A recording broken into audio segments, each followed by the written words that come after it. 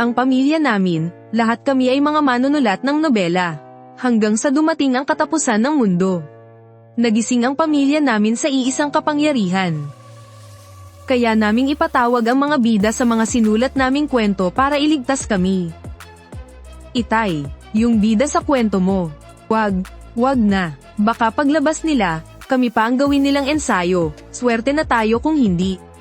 Inay, yung Shenjun mo. Grabe yon. Pag naging demonyo na, pati bida niyang babae hinahabol niya ng espada. Kapag ipinatawag mo yun, damay pati buong gusali natin sa pagguho. Bunso, yung bida mo, paglapag na paglapag, nililinis agad ang mga buhay sa paligid. Paano kung bigla tayong paulanan ng bala? Wala man lang tayong pagkakataong magpaliwanag. Ikaw naman, GR, ang dami mong sinulat na iba't ibang tema. Siguro naman may isa dyan na matino, di ba? Nay, ang tinutukoy mo ba ay yung bidang babae na pinatay ng system dahil nabigo sa misyon? O yung bida na lalaking sobrang nagpapakamatay sa pagsisisi? O baka naman, yung CEO na naging aso? At yung bidang babae na naging ipis? O yung mag-amang naghahabulan sa kwento ng pagsisisi?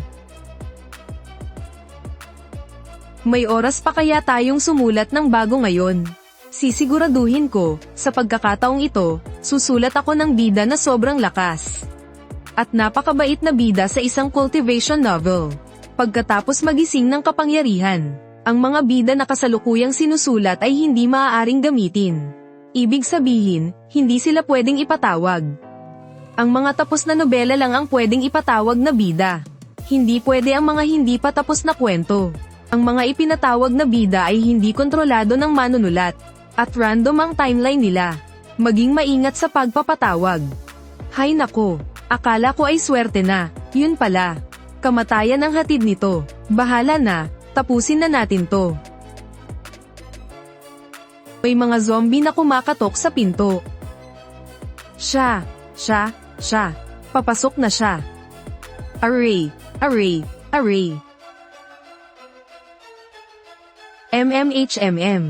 Anak ng Peiteng, anong klaseng lugar to? At sino naman kayo? Busy ako sa piging sa palasyo, Teche, nag-time travel na naman ako. Ano ba ang pinindot mo kanina? Nagsimula ang lahat nung inapakan mo ako. Eto na naman tayo. Tay, ito ba talaga ang lakas ng female lead na sinulat ni Bunso? Masyado naman atang malakas to. Pwede nyo na bang sabihin kung sino kayo?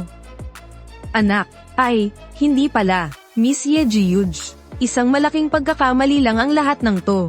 Kilala mo ako, kasi ganito yon, Jiuj. Ikaw ang bida na nilikha ko. Anak, tingnan mo. Saan mo nakuha ang nobela na yan? Ate, tumahimik ka nga. Killer Imperial Concubine. The Stunning Good for Nothing Miss. Masyadong hambog. Yung title ng libro, medyo luma na pakinggan. So, ano naman ngayon? Sabi mo rin sa libro, hindi bababa sa 20 milyong dolyar ang bayad sa bawat misyon ko. Kahit na ikaw pa ang nanay ko, hindi mo pwedeng sirain ang rules ko. May ganyan ba tayong karaming pera? Siguro naman makakabuo tayo. Pero apocalypse na ngayon. Wala na ring silbi ang pera. Alam ko na dati kang #1 assassin sa modern world. Mabuti naman kung alam mo. Suot-suot ko pa ang damit ko galing sa piging sa palasyo. Tapos bigla nyo na lang akong dinala. Dito sa mundong puno ng mga zombie na to. Kailangan ko pa kayong alagaan na parang mga pabigat. Bahala kayo sa buhay nyo. Isa akong killer. Hindi ako santo, okay? Anak, Jiuj. Ako. Xiaojin, ayos ka lang ba? Pag-isip pa tayo ng ibang paraan. Ano bang ginawa nyo sa akin? Ano to? Bakit mo sinasaktan ang sarili mo? Teka lang, alam ko na, lahat ng sugat namin ay babalik sa iyo ng 100%. Pero ang sugat mo, hindi babalik sa amin. Isang panig lang ang koneksyon na to. Pinapaalalahanan ng mga may special ability na ingatan ang inyong sarili. Dahil kayo ang lumikha sa maraming mundo. Kaya sa madaling salita, kayo ang mga Diyos na lumikha ng mundo. Kapag namatay kayo, mamatay din ang mga bida sa kwento. Sige. Ang galing nyo talaga, no? Maayos ang buhay ko hanggang ngayon. At wala pa akong planong mamatay. Sumama na lang kayo sa akin simula ngayon. Pero babalaan ko na kayo ng maaga. Huwag na huwag kayong magiging pabigat. Kundi, isa-isa ko kayong itatapon sa mga zombie para kainin. May damit ba kayo rito na pwede kong isuot? Oo, meron. Halos magkasing laki lang tayo. May mga bago akong casual na damit sa kwarto na may mga tatak pa. Maghintay ka lang. Kukunin ko na, anak. Tapos ka na bang magpalit? Grabe. Para ka namang campus beauty na galing sa universidad. Sira na ang pinto dito dahil sa mga zombie. Hindi na tayo pwedeng manatili rito.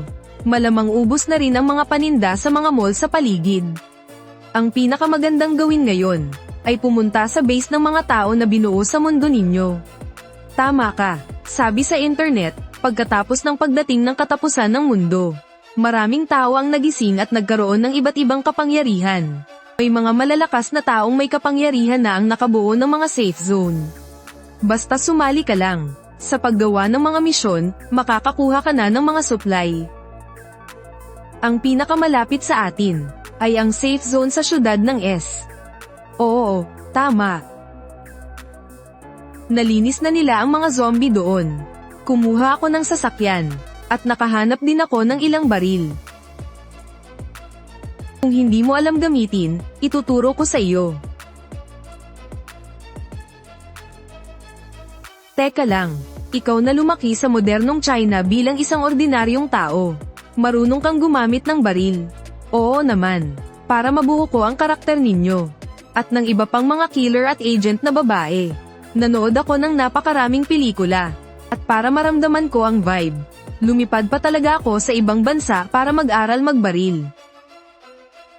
Kayo naman, siguradong hindi nyo alam, di ba? Noong nagsusulat pa ako ng mga kwento tungkol sa gang, kailangan ko ng materyales para sa research. Kaya nakapanood pa nga ako ng totoong bakbakan ng mga gang, para masigurado ang kaligtasan ko. Kaya nag-aral din ako noon. Itinuro sa akin ni Azon. Medyo marunong din ako ng kaunti. Pati ikaw, ako hindi talaga. Okay lang yan. Hayaan mong turuan ka ng tatlong ito. Bakit ba naging ganito ang mundong ito? Ang galing mo palang magsulat. Dapat ako ang pinakamalakas sa buong mundo. Oo, tama ka. Anong klaseng walang kwentang tatay yan? At pesteng babae ng ama ko. Pati yung mapagkunwaring kapatid na yun. Karapat dapat ba silang pagsabihan ako? Deserving. Sila. Huwag na nga. Oo. TSK. Ano ba yan? Yung Fiang kakarapatang ari kong ikatlong prinsipe. Sabi pa niya, dapat daw akong magpasalamat dahil pakakasalan niya ako. Pinagsabihan pa akong huwag daw maging ingrata. Sinampal ko siya ng malakas hanggang sa tumalsik siya sa pader. Damaykit ng todo, hindi na maalis. Oo. Teka, si Heng. Sino tong lalaking to? Ang gwapo ng pagkakasulat mo sa kanya ah. Siya yung official love interest mo. Ha? So, kung hindi ako napunta rito, makikilala ko siya sa gitna ng kaguluhan pagkatapos ng piging sa palasyo. Oo, munting pas ang ligaw. Pucha, tinawag ba talaga akong ganyan ng lalaking to? Sabi pa niya, lalo raw akong nagiging interesante. Ano ba tong isinusulat mo? Diyos ko, ang mga daliri sa paa ko. Nakakahukay na ng isang buong Barbie castle sa hiya. Teka sandali. Hindi ba ako ang pinakamagaling sa buong mundo pagdating sa labanan? Bakit sabi rito, kaya niya akong sabayan? At parang mas lamang pa siya ng kaunti. Kasi classic trope to, strong female lead, but the guy is stronger. Babaguhin ko na agad. Ikaw ang pinakamagaling sa lahat. Walang makakatalo sa'yo. Huwag na. Kung may pagkakataon, ay summon mo siya rito at paglalabanin niyo kami. Hindi ako naniniwalang mas magaling siya sa akin. Paano ba to? Yan ang kumpiyansa ng isang world-class assassin. Sa tingin ko, gamutin mo muna yung sugat mo. Ang galing mo naman mag-asikaso niyan. Ilang taon na ang nakakaraan para sa isang character ko na army medic. Nag-aral ako ng first aid. Lahat ba kayong mga author, ang daming alam. Kaunting kaalaman sa lahat, natutunan ko na rin. Siyempre, kailangan nating mabuo ng maayos ang mga karakter at ang kapaligiran. Kaya kailangan ko talagang mag-aral ng kaunti sa iba't ibang larangan. May panahon dati na talagang na writer block ako. Hindi ko mahanap ang tamang timpla ng pagsusulat. Nasaksihan ko ng harapan ang gyera. Nakapag-interview pa nga ako ng mga war correspondent at military doctor. 6. At sa kabila niyan, pumunta ka talaga sa isang magulong lugar. Tapos naglakas loob ka pang hindi mag-aral humawak ng baril. Teka, ang totoo, kumuha ako ng mga profesional na mercenary para bantayan ako. Sa wakas, makakapagpahinga na rin. Hindi ko inakalang may ganito pa ring karaming stock ang supermarket dito. Sige, hakutin na natin ang lahat ng pwede nating madala. Aba, ang taba ng kunwong to. Baka galing lang to sa pet shop na nakawala. Bahala na kung saan galing. Ang mahalaga, makakain natin. Pero ang cute-cute kaya ng rabbit. Pero kailangan pa rin natin siyang kainin. Sige, ako na ang bahala sa apoy. Inihaw na kuneho ang hapunan natin ngayon. Dagdagan mo ng maraming cumin. Akin yung hita.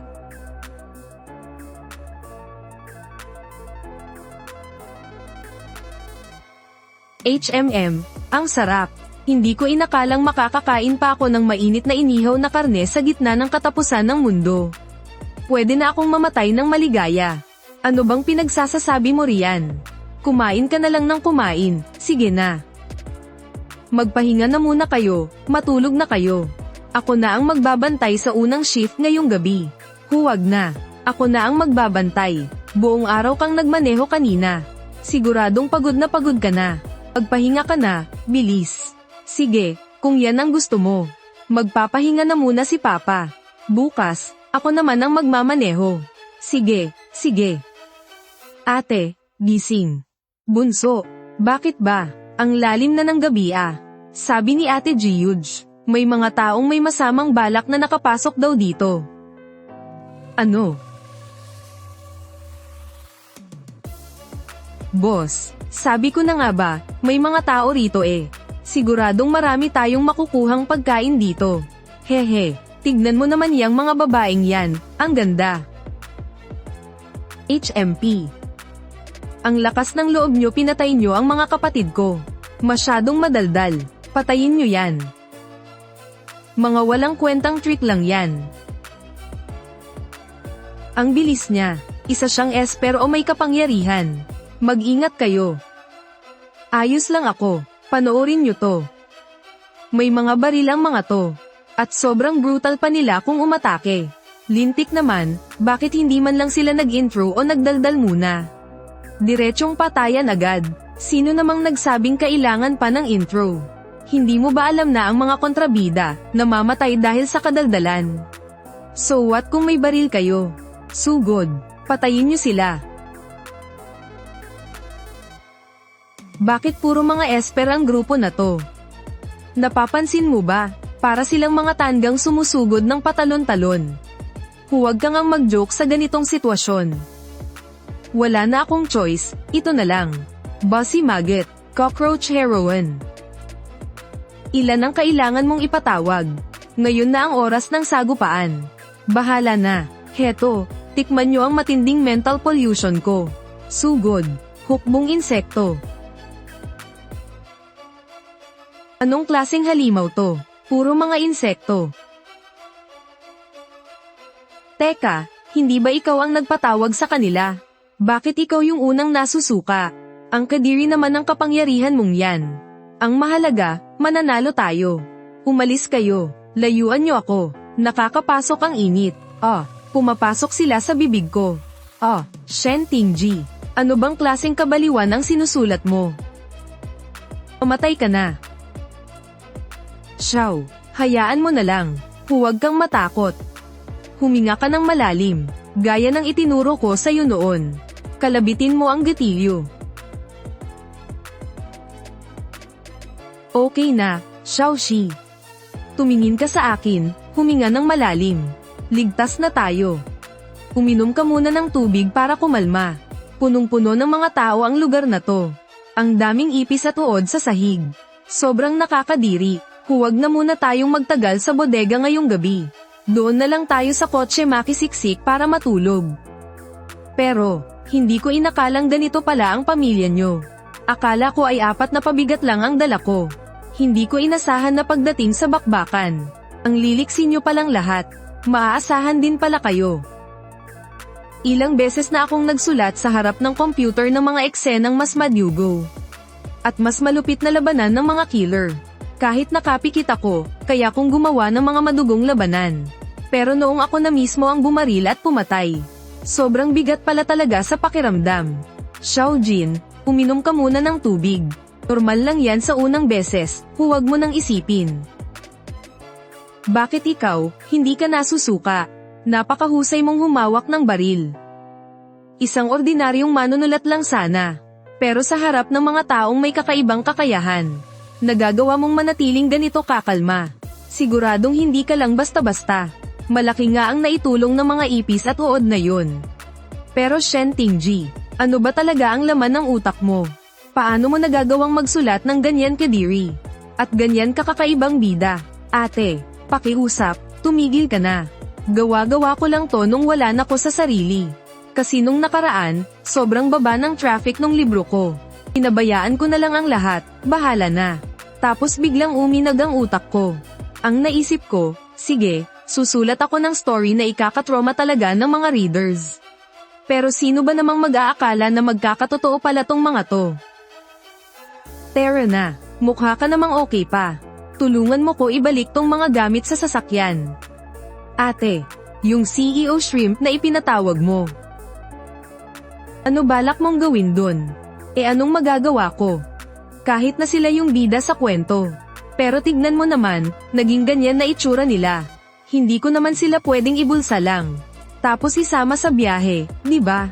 Di syempre, pakakawalan ko na sila. Tama ka naman. Masyadong hardcore naman kung ibubulsa mo pa sila. Kinikilabutan ako sa isip ko pa lang. Anong ibig mong sabihin? Synthesis, malaking ipis. Huwag kayong lalapit. Alis, Leyes, Leyes, Leyes. Babae, ikaw yung salarin, di ba? Ikaw ba ang gumawa sa akin nito? Bakit naman ako naging dambuhalang ipis? Teka lang, ang daming tao rito, ang daming dugo. Tulong, may multo. Panginoon ko po, patawad. Paalala sa lahat ng may abilidad. Ang bawat bida ay bunga ng paghihirap ng mga manunulat. Hinihiling na gampanan ninyo ang inyong responsibilidad. Huwag ninyo silang basta-basta itatapon. Hay nako, sige na nga, siguro ito na ang karma ko dahil sa mga pinagsusulat kong kalokohan. Teka, magpapakilala lang ako sandali, ako ang inyong manunulat. Sa madaling salita, ang mundong ito ay isa ng post-apocalyptic wasteland. Puno ng mga zombie sa labas. Kapag gumala kayo ng walang ingat, sa isang iglap, matatapakan lang kayo na parang insekto. Kaya habang buhay na lang akong magiging ate nyo. Samping kang babae ka, maayos ang takbo ng buhay ko bilang CEO. Araw-araw akong nagigising sa kama na may lawak na 200 metro kwadrado. Bakit mo ako ginawang babae sa kwento mo? Kailangan mo akong bigyan ng paliwanag ngayon din. Hey, bossing na CEO. Pasensya ka na talaga, ha? Hindi ko naman alam na ang isinulat kong nobela ay magiging isang totoong mundo. At lalong hindi ko inaasahan na magiging ganyan ka. Sorry lang ba ang katapat nito? Dati, may hawak akong bilyon-bilyong ari-arian. Nagigising sa kama na may 200 metro kwadradong laki. Sa totoo lang, kung gusto mo. Hindi naman imposible yun. Dali, bigyan mo ako ng lalagyan ng pagkain. Ang gusto ko ay yung kama ko na 200 metro kwadrado. Ngayon din, pinatira mo ako sa loob ng isang plastik na kahon. Tapos puro mumo lang ng biskwit ang kinakain ko. Totoo bang katapusan na talaga ng mundo rito? Marami bang halimaw sa labas na kumakain ng tao? Yung mga taong naglalabas ng apoy at nagpapagalaw ng baging kanina. Sila ba yung tinatawag nilang evolved o may kakayahan? Oo, tama yun. Napakadelikado sa labas ngayon. Pero huwag kayong mag-alala. Dahil ako ang inyong manunulat, sisiguraduhin kong mapoprotektahan ko kayong lahat. Sabi ni Papa, kailangan na nating umalis. Kung may nakarating dito ngayon, siguradong may susunod pa. Ang malakas ang siyang kumakain sa mahina. Ito talaga ang tunay na mukha ng katapusan ng mundo. Kung hindi tayo naging malupit kanina, tayo ang nakahandusay dito ngayon. Ate, kailangan na nating mag-ingat simula ngayon. Nay, bunso, may training ako sa first aid. Ang tatay naman ay dating assistant ng medical examiner. Kabisadong kabisado namin ang bawat parte ng katawan. Sa mundong ito na parang katapusan na.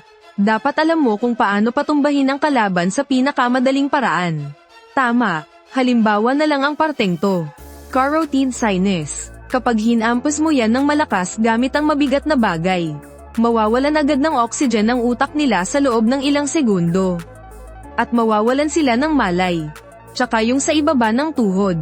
Kapag binali mo ng todo, mawawalan sila agad ng kakayahang kumilos. Kung gusto mo namang magdulot ng sobrang sakit, nang hindi sila agad napapatay, pwede mong tamaan ng tagiliran sa ibaba ng tadyang. Mukhang interesante, dahil pasado naman kayo sa teorya.